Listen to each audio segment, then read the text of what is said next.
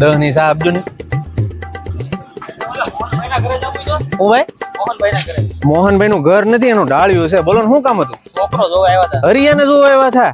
આમ જો ભાઈ છોકરો છે ને બહુ ડાયો હશે, પણ છે ને પગ થોડાક ત્રાહા પડે છે. એક કામ કરો, અહીંયા આવ્યા છો તો કોટા બધા દર્શન કરીને વેતીના થઈ જાવ. પછી જો ભાઈ જાવું હોય તો તમારી ઈચ્છા, મારી ના નથી. છોકરો ભાઈ બહુ સારો, ઘરે બહુ સારું, પણ એના મોટા છોકરાને વહુને છે ને પતાવી દીધેલી. બેકગ્રાઉન્ડ માં તો એવું છે ને કે છોકરો એકવાર ખાલી છોકરી લઈને ભાગી ગયેલો છે, ખાલી એક જ વાર. બાકી છોકરો આમ રેડી, સરકારી નોકરી છે, લાખ રૂપિયા પગારે છે, પણ એકવાર આવું છે.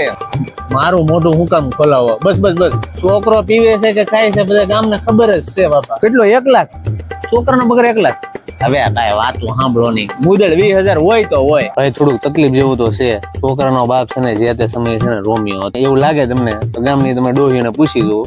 બાકી દીકરી તમારી, મારે કઈ જાજુ બોલાય નહીં.